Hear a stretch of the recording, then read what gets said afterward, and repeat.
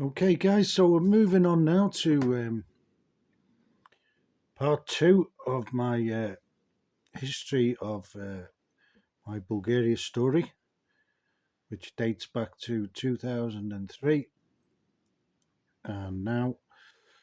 So, part two, I've bought the house on a whirlwind visit, um, and now I've gone back to UK 2004, and I've still got some of the contract left that I started. So 2004, I've got all spring then to think about, what I could do with the house in Bulgaria. I didn't have any really firm plans because everything happened so quickly, other than to just speculate on maybe the house going up in value. Maybe I always had in my mind renting it out as a holiday let, which I did, and I will come to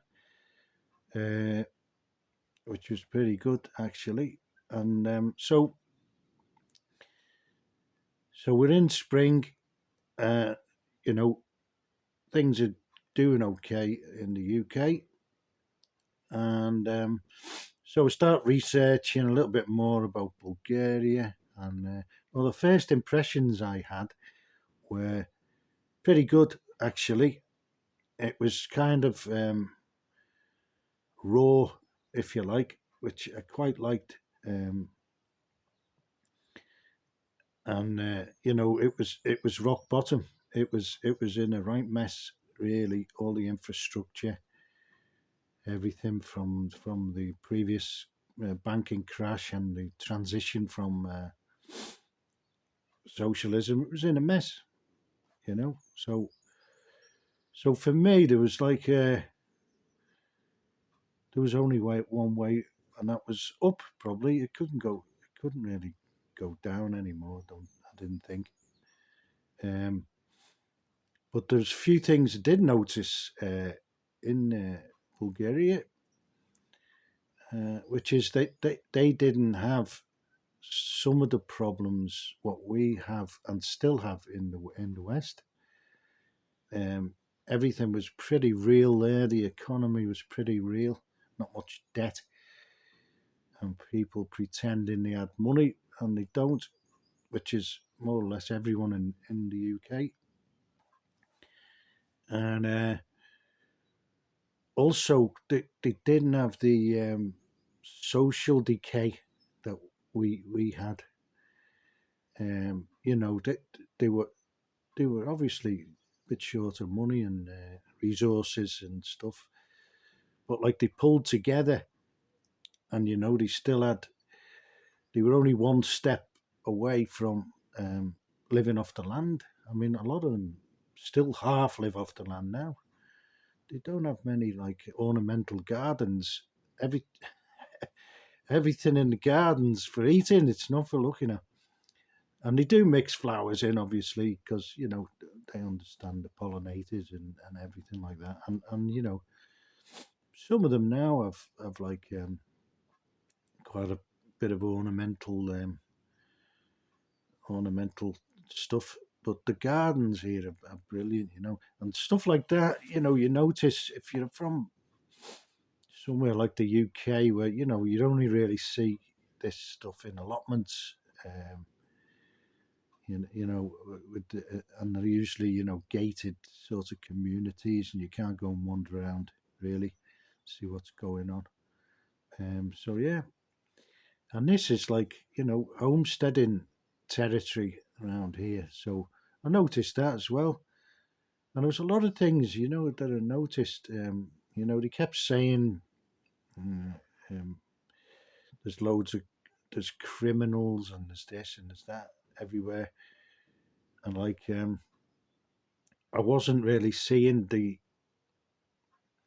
shutters on the shops and the security measures or anything like that to suggest high criminal activity. And I'm from Liverpool, and we know what crime is, especially from the '70s and probably '80s, uh, and beyond. But like, so I don't know what crime they were on about here. Um, Obviously, there is an element in all the cities, which, in my opinion, there is everywhere.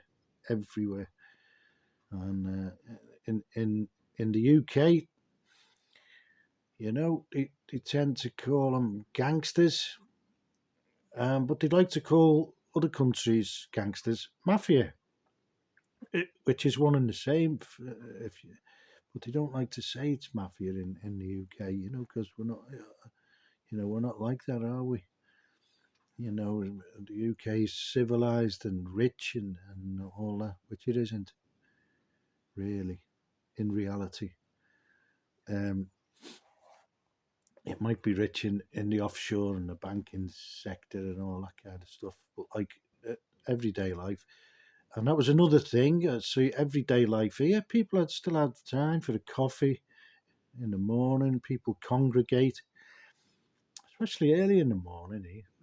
They're up and about, and they're hard working. These people, very hard working, and now they've got the opportunity. In these days, they're even more hard working. They work round the clock, especially in the shops and things like that.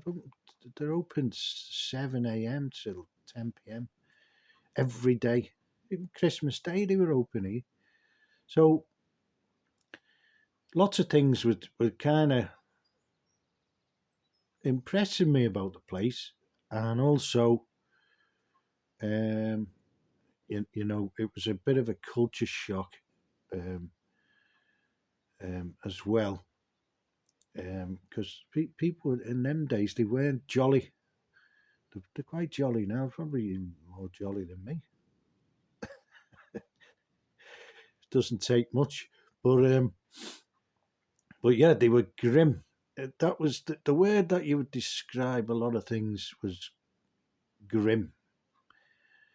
And people were obviously downtrodden. They'd had a hard time, and they weren't full of optimism. Let's put it that way. Right. So all that said, I had to decide what I was going to do, if anything, with my newfound uh, um, country and newfound property. So what I decided to do, I was sitting there all spring, and I did okay the previous year, and I got the one account mortgage, which was fantastic. Um, so I had some disposable money both for renovating my house in the UK, which I did when I was in the UK, and I had some equity to then go and invest further, you know. But I wanted to get a better feel before I did that, which I did. So the house number one, I decided to go back, and I think it was in around um, September, and I only had 3 months. And I thought September, because it's not too hot, because the summers are hot here. Working on houses is a bit like it gets a bit hot and sticky. But September's beautiful, October's beautiful, and then November, and then I could head back then before the snow kicked in, which in them days was around December, January. It comes later now, and less of it. So I decided to drive down because I had a good car then. I had a Volvo XC70 cross country 4x4. So I thought I'll drive down because I didn't really like flying and I couldn't take anything with me, could I? And I would have had to buy everything. And I had a full range of tools anyway. So I thought, well, I'll drive down. It can't be that bad. But I didn't want to really go through Serbia and Hungary and Romania. They weren't in the EU then. I think Hungary was, but like Serbia wasn't, still isn't. Um, and it was just after the war, so and you're introducing then a lot of borders as well. Border checks and whatever. And I didn't know what I could take through and what I couldn't, so I decided to go through Italy, and I discovered a route that you could go to Venice and get on a ferry. It was called Minoan Lines. There's two actually, and they do the Adriatic, right? And you could get a car ferry from Venice right down to opposite Corfu, which was called Igoumenitsa, still is, and then drive up. And then there was only one non-EU border then during the trip, apart from Switzerland, which is like might as well be. So I took off in the Volvo, which in a Volvo, you're more or less sort of going to get to your destination. Unlike some cars, you more or less can have a little bit of faith in them that you're going to get there, especially on a long trip, which you did. The Volvo was great, and so I got to Greece off the ferry, which was great. It was a lovely trip down. You're coming in between Corfu, Albania. You see Sarande there, and you're wondering what's going on in Albania. On the left, which I know now because I went there last year, and it's not as built as usual. These places, nothing's as built by the UK and the Western people. So I was a bit like kind of not nervous, but like it was a bit of trepidation about going to the Bulgarian border just in case, if anything was out of place or anything like that with my paperwork with the car. I didn't really know what to expect, and that was the thing. And it's a long way back, if you kind of get turned away or anything. And the tools, I didn't know what you could take. I knew most countries, if it's brand new stuff, you're gonna have to pay some duty on or something like that. But anyway, I didn't know, so I was like a little bit kind of nervous. Anyway, I got to at the border. I stayed in a place just before the border, so I've got a full day then to get over the border and then up to my place, which is about 4 hours from the Greek border by Thessalonica. So it gets to the border and I'm like driving up, wondering what's going to happen. And the guy on the border guard, was out of his mind. He was legless. First thing in the morning, and he was legless. He must have been full of rakia. And at first, he was looking at the passenger seat, wondering where the driver's gone because I was in a right-hand drive car, and I could see him looking at the passenger seat and looking around and thinking, how's the driver got out of here without me noticing? He's just driven up.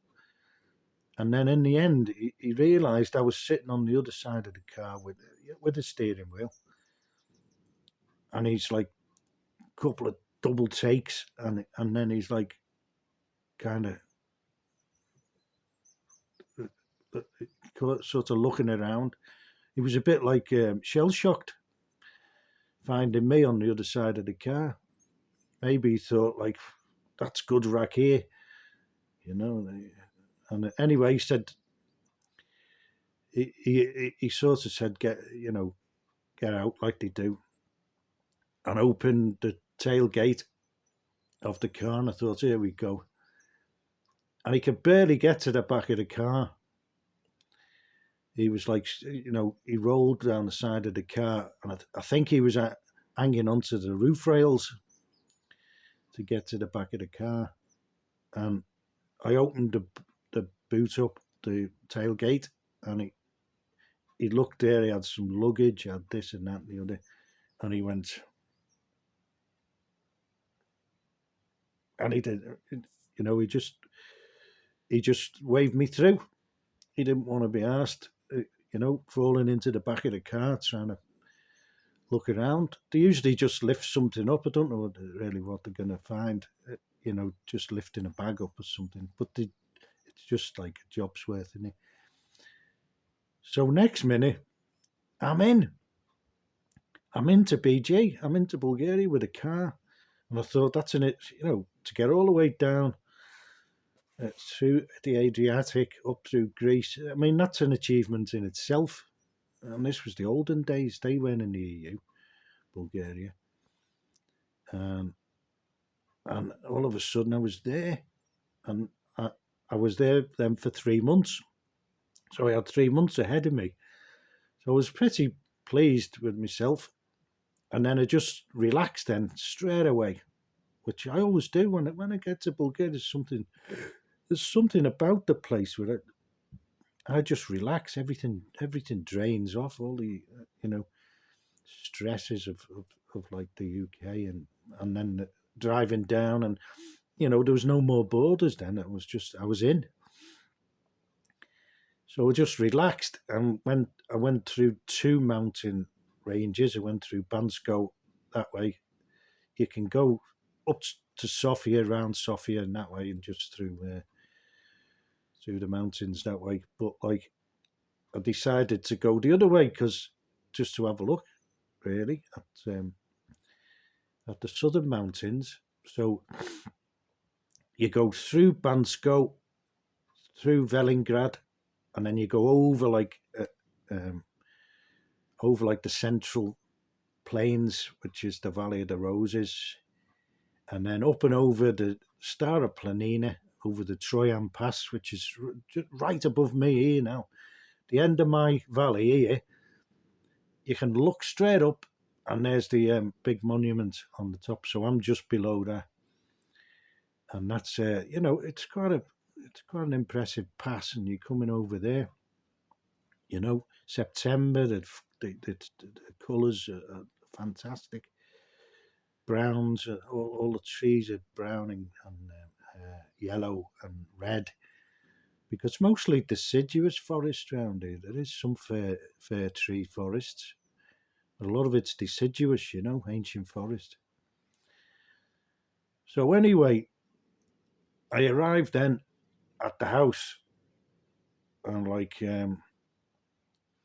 and this is really the first time I'm going to even open the door and stay there, and I didn't really know what was in there, but I had a couple of things with me. I had a good sleeping bag, a Jungulak Norwegian sleeping bag, although it wasn't that cold yet, although it would be when I left. So what to do first? There was a mattress there, I remember, and I had a camping chair in the Volvo.